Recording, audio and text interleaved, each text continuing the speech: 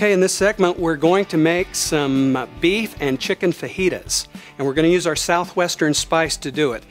I think if I were to pick a favorite of all of my butters, the Southwestern spice is it. I find it to be very versatile. We've already dipped into this a little bit, as you can see, because we've been making some other food with it. But it's got cilantro in it.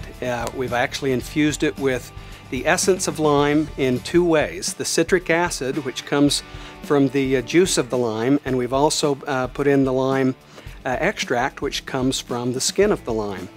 And I'm going to give you some secrets on how to use this.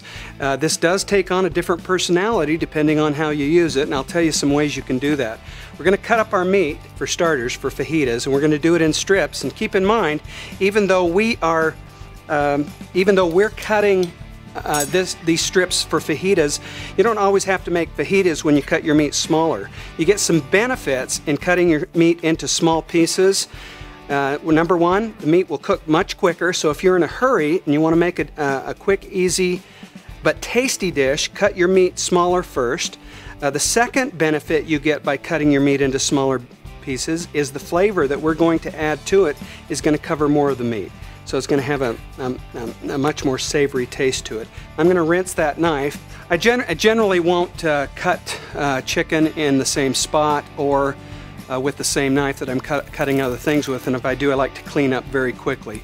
Just food safety for those of you at home. Now, you may, like us, find yourself in a situation where you're on a budget. We do when we're on the road doing road shows and teaching people how to cook. And so we won't use an expensive cut of meat like I've got here. This is a nice filet. We will use flank steak. It's very inexpensive. It has a nice flavor to it, but it can be very tough. So here's your secret for cutting your flank steak, and that is to cut across the grain instead of with the grain. Remember, the grain, it's a muscle, and as it heats up, that muscle tends to tighten up, and that's what makes the meat tough. So we're going to cut those strings so it can't pull itself tight. That's a third benefit that you get by cutting your meat down. Now, I have pre-sliced some red and green bell pepper and some onion to go with this, and we're going to put it all in this pan. I've preheated a pan extremely hot. Depending on if you're cooking on a steel surface, or I've got a Teflon surface to make cooking easy for me for the video, but if you have a steel surface, you're going to have maybe a little bit of fat in the pan, a little oil, some olive oil or corn oil, so that the meat and the veggies don't stick to the pan. I won't have to worry about that with the Teflon.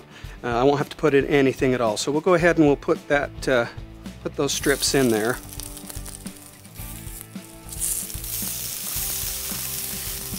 You don't have to do this with Baja butter.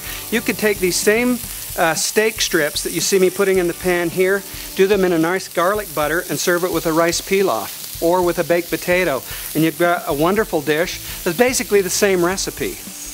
The idea with Chef Shamy Saute Butters is really meal solutions and not so much recipe. Now, if you're going to serve this Mexican-style fajita, like we like to do at home, you want to plate them with a little scoop of sour cream, little scoop of fresh homemade guacamole, and a couple of tablespoons of tomato-based salsa, and also some tortillas. If you're ever wondering if a piece of meat is done, it's okay to take it out of the pan, set it on your cutting board, and just cut it open.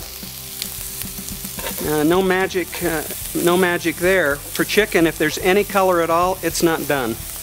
Meat's a different story. That can be done according to taste, and if you like a little bit of pink in the middle, which I do, you can leave it a little pink.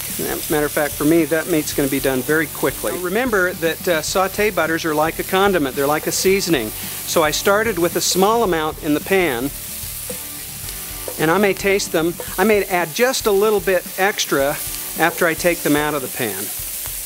The nice thing is I've cut it into small bits. We're going to get that flavor covering every bit of that meat.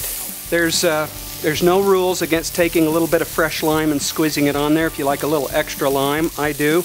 There is lime in the Baja butter. I know you're going to enjoy this butter. So, we'll take that piece right there and we'll cut him open. And we've got no color. That piece of meat is done. Once the meat's finished cooking, and that beef's done for my liking, I would prefer not to have it completely well done. If you do, leave it on just a little bit longer. Again, cut into it if you're not too sure. Vegetables, on the other hand, don't need to be cooked. I only like to warm them enough that the butter melts on. Here's one of the great things about cooking with flavor-infused butter, and that's that a good portion of your calories end up in the bottom of the pan, and the butter is a vehicle for carrying the rest of the spices to the meat, and we also get the great flavor of butter included.